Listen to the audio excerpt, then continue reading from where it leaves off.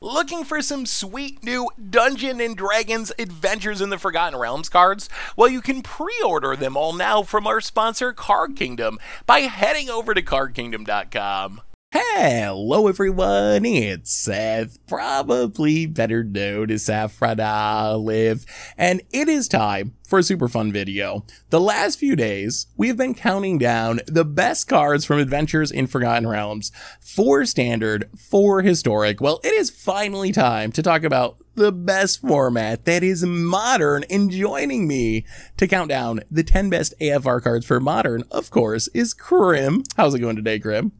Hey Seth, I'm excited to talk about Modern Horizons 3, aka I don't know if I go that far. I think there might be a little bit difference in power level between Modern Horizons and AFR, but there are still some interesting modern cards from the set that we're going to talk about on our list today. Like usual, we each made a individual top 10 list, mashed them together for this video. If you want to see our individual lists, you can find them over on MTGGoldfish.com.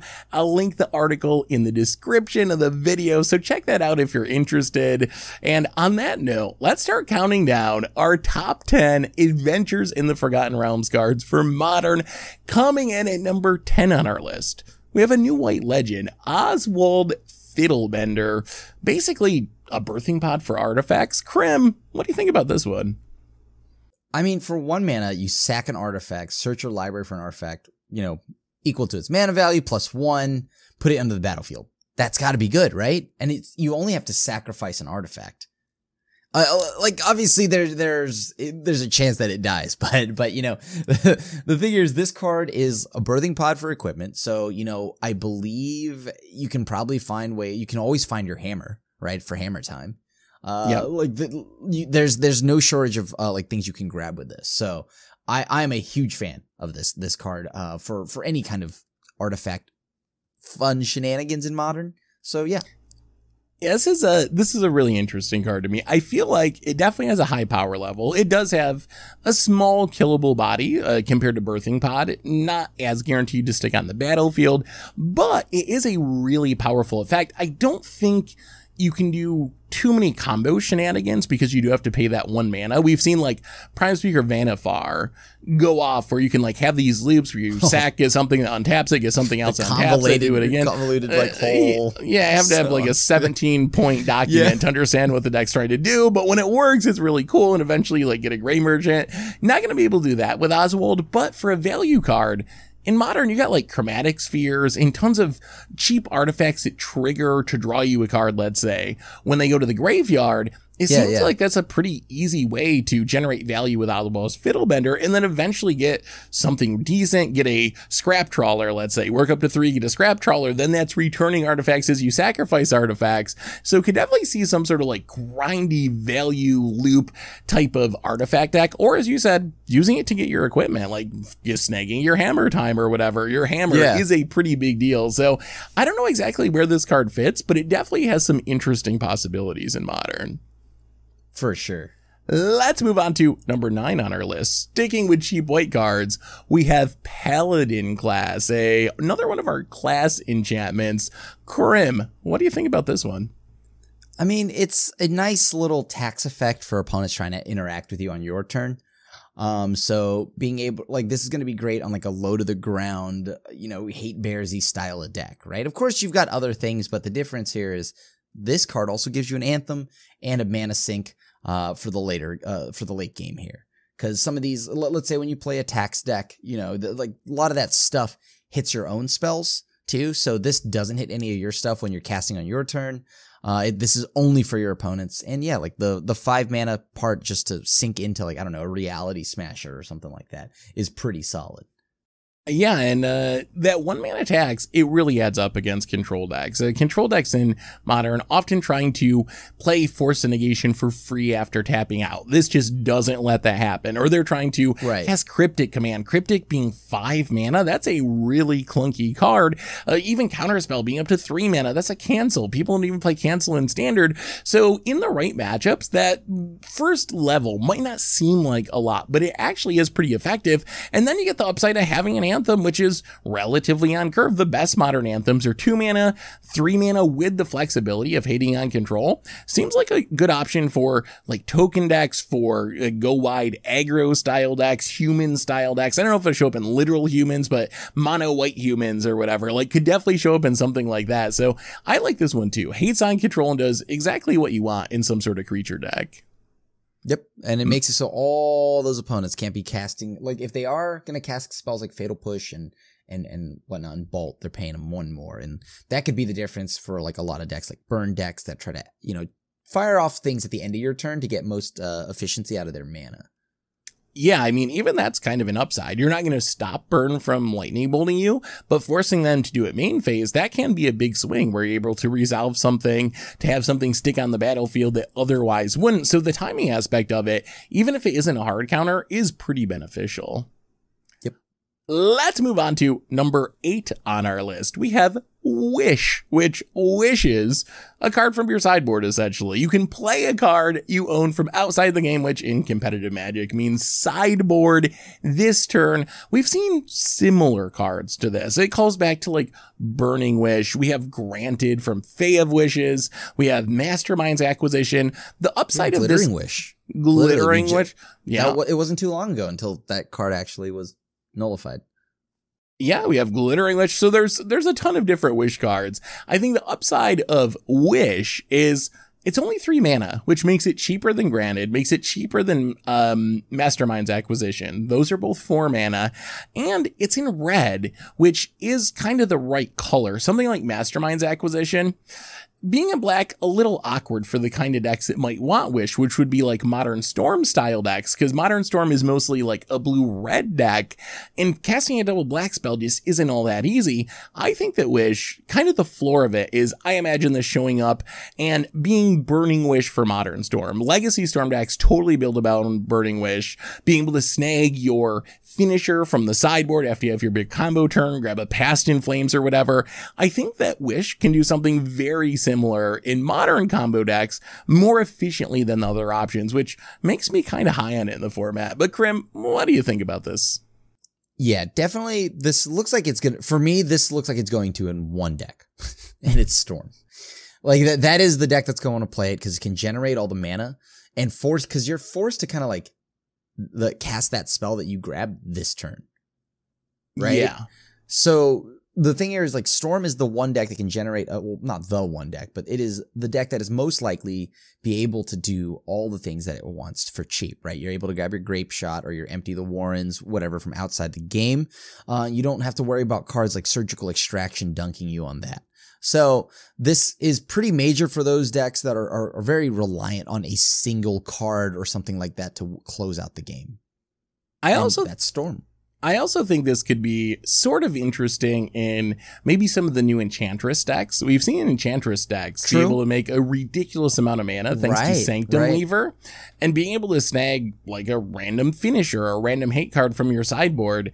That could be kind of interesting, but I definitely agree. The homes for this are pretty limited, but in the right home, it is a very powerful effect. Being able to snag any card, that's another upside compared to like Granted. It makes it much more similar to Mastermind's Acquisition, except at a mana discount and in a better color. So we'll have to wait and see, but I would not be surprised if some deck in Modern found a way to abuse Wish.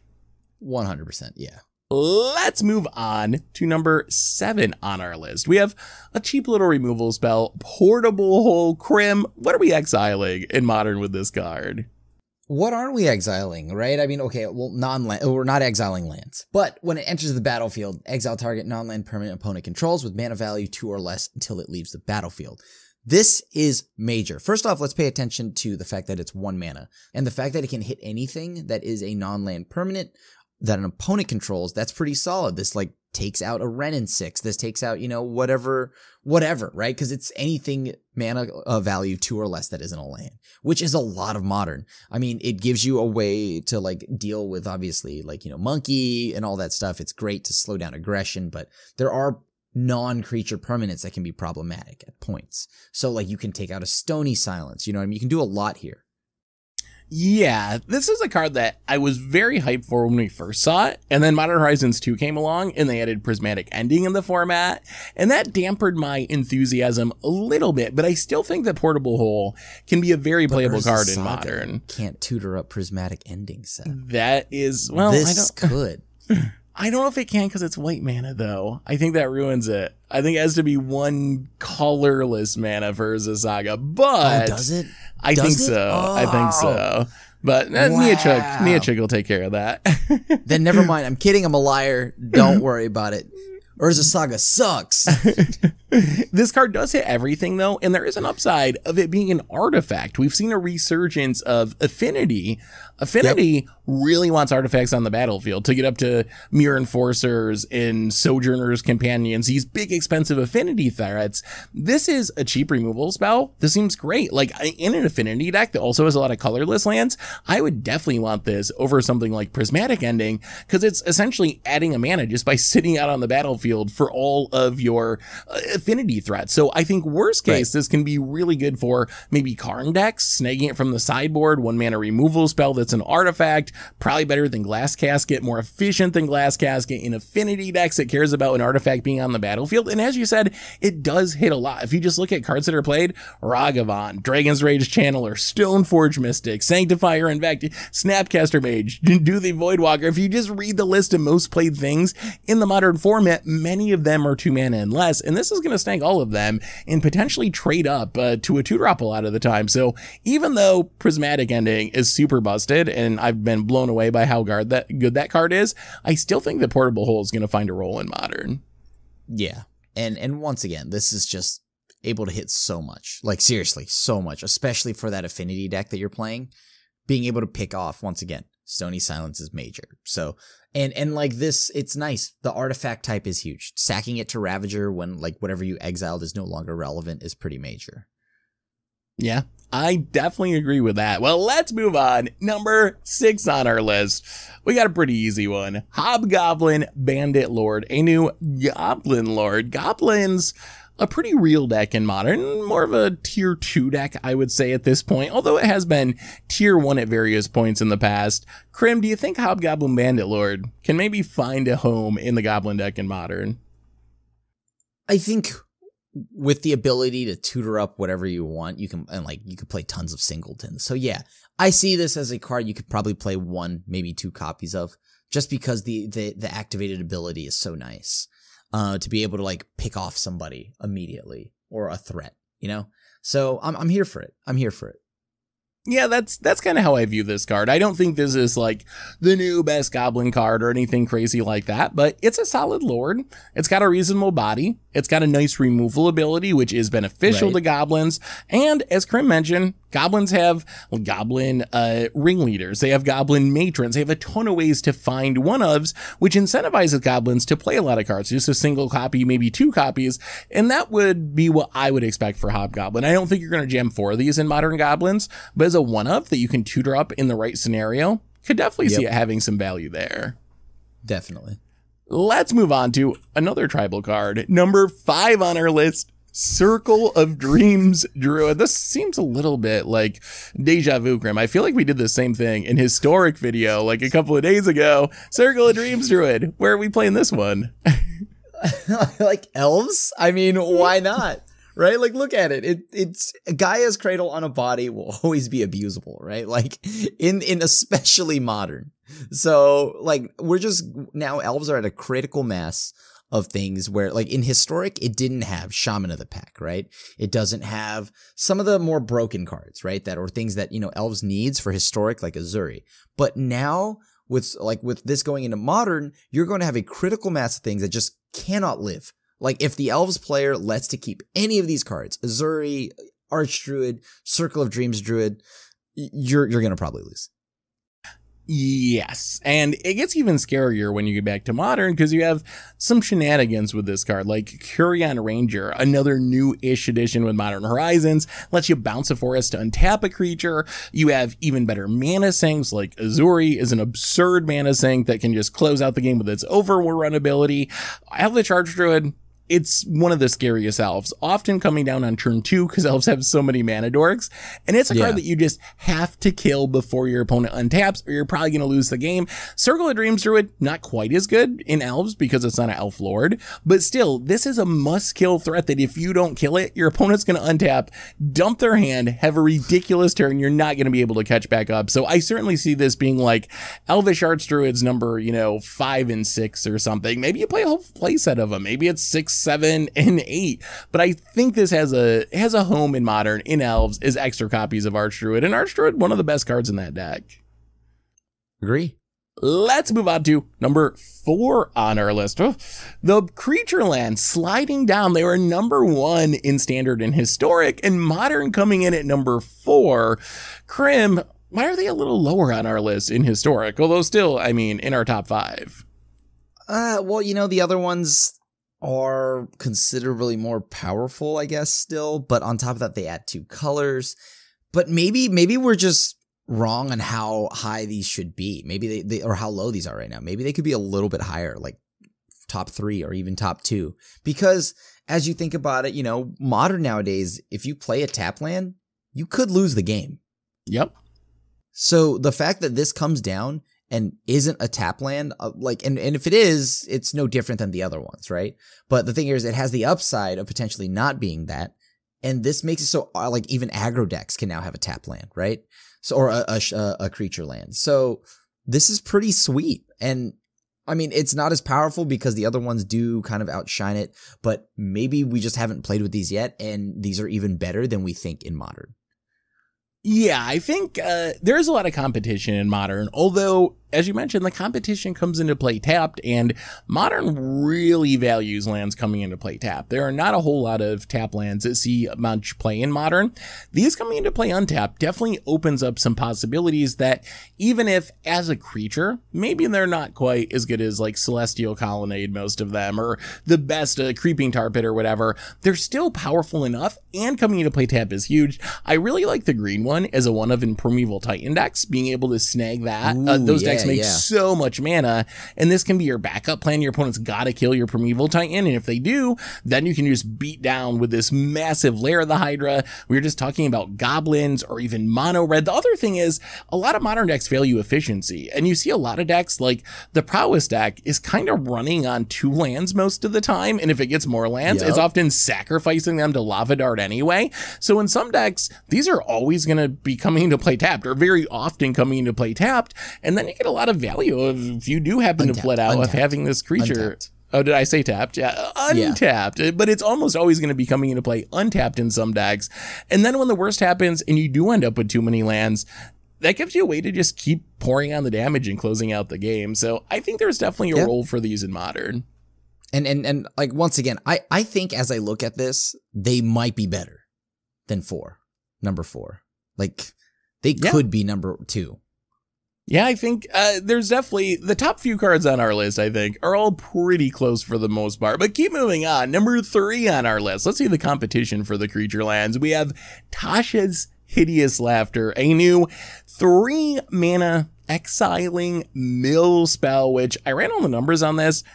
It's probably hitting like 15 cards in most matchups. There's some bad matchups. It exiles until 20 total mana value with exile. So if you run into, I don't know, Tron, you're going to probably be sad because you're going to hit a bunch of, Karns and Ugins.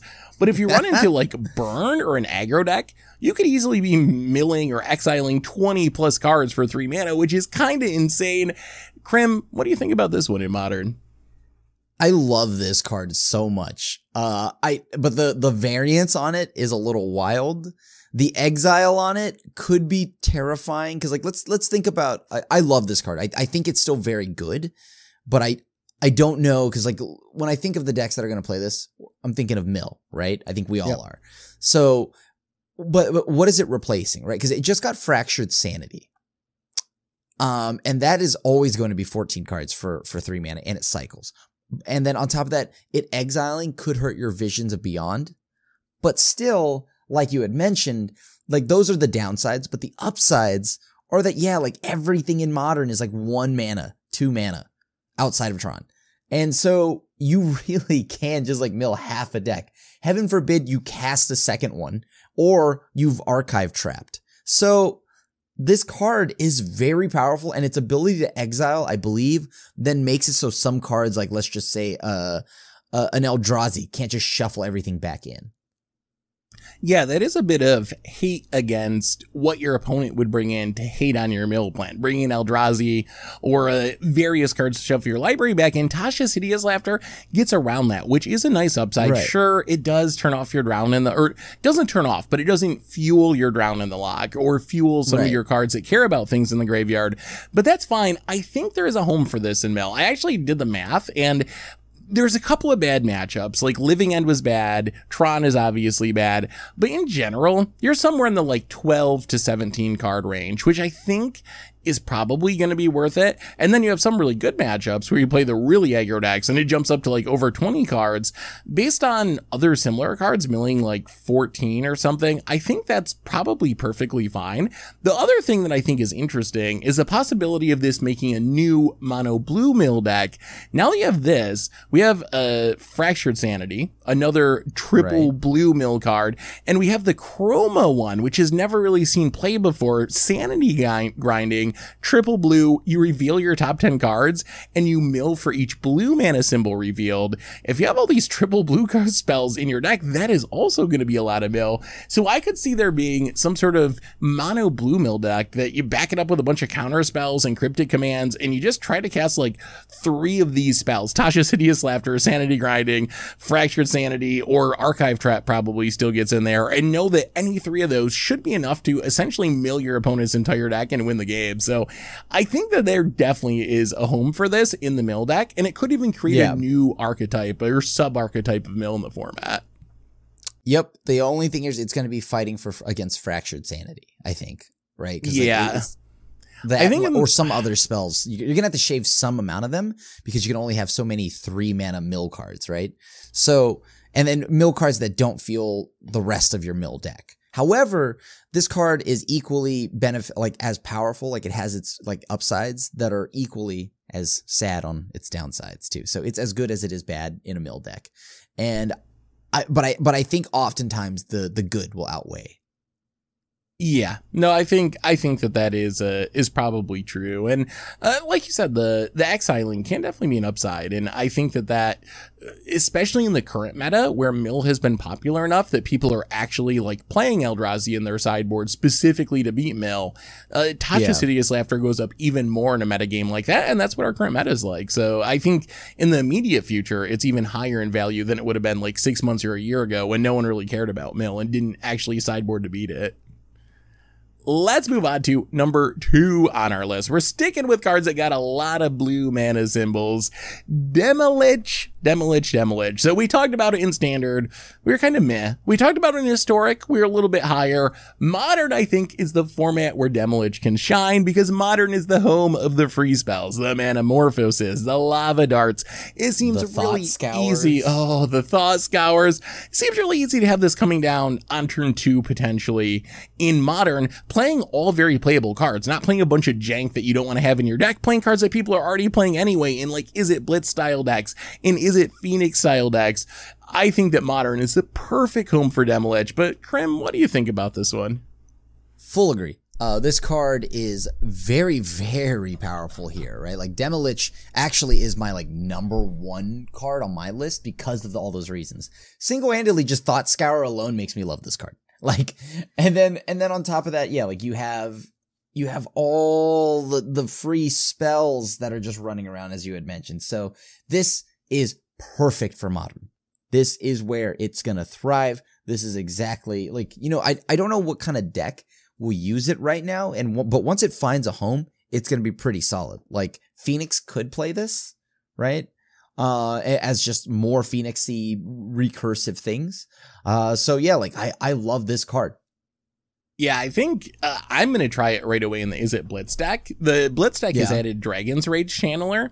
Dragon's Rage Channeler surveilling this over as you're casting Lava Darts and Mutagenic Growths and Manamorphoses seems really, really powerful, giving you a new line of attack. In the Blitz deck, it's not super graveyard reliant at this point. Its main threats are usually Dragon's Rage Channeler, Monastery Swiftseer, Soulscar Mage, and Stormwing Entity. None of those are graveyard threats, so you're unlikely to run into the problem where, like you might with Phoenix, where your opponent's going to bring in graveyard hate against you anyway, and Demilich is accidentally picking up on the hate cards they're bringing in to fight against your other cards. In a Blitz style deck, your opponent's not going to bring in graveyard hate, and this can just go off if it sticks on the battlefield. Imagine like flashing back Expressive Iteration or something. Cool, so much value as you're attacking for 4. So yeah, Demilich, card is so good for Modern. Let's move on. Number 1 on our list. We have a innocent little. We might have to change that. That is definitely not Treasure Vault. Treasure Vault. You can sack it to make some treasures. That's kind of nice. It adds a mana. The big deal is it's an artifact land that comes into play untapped. Crim, is there a deck in Modern that might want an untapped artifact land? Well, yeah, glad you brought up Treasure Vault and not Treasure Map, by the way. For those at home, we totally did not have a hiccup where we brought that up on the slide. And maybe. Please there don't, may have please been don't treasure maps. but yes, Treasure Vault is a very powerful card because of its ability to, because it's an artifact land, right? And there's a deck that specifically would enjoy that, and that's like, well, I don't know all the artifact decks right now. Between, we have the Hardened Scales decks, right? And then we have the Urza deck. So there's no shortage of decks that can't appreciate just the artifact type. The fact that like everything else does not matter to me. Like at this point, the fact that it is an artifact land, it could just add a mana and I don't know, like make me lose a life or something, right? Like that could be its abilities. And I would play this. This card is very powerful. That artifact type is huge and it's going to go very far because of that. Yeah, I mean, we've seen Affinity be on the upswing in Modern since Modern Horizons 2, thanks to Thought Monitors, thanks to tapped artifact lands that really aren't super good. Treasure Vault, it's like a Darksteel Citadel. You lose indestructibility, which isn't a huge deal. Like, people aren't normally blowing up your Darksteel Citadel anyway, but it's another untapped artifact land. And the power of this is it essentially adds 2 mana if you're playing Affinity cards, because you can tap it for a mana and just sitting on the battlefield is giving a cost reduction. So I think this card is a huge, huge deal for Affinity. And then I don't think you're going to make treasures with it often, but Affinity does just care about having artifacts on the battlefield. You can sack them to your Arcbound Ravager or whatever. And if you do end up with a bunch of mana and nothing to do, sacking this to make 2 or 3 treasures, that's lowering the cost on your Affinity stuff more. It's feeding your Ravager. So I think this is a really big deal. Like 6 months ago, whatever, Affinity was kind of dead,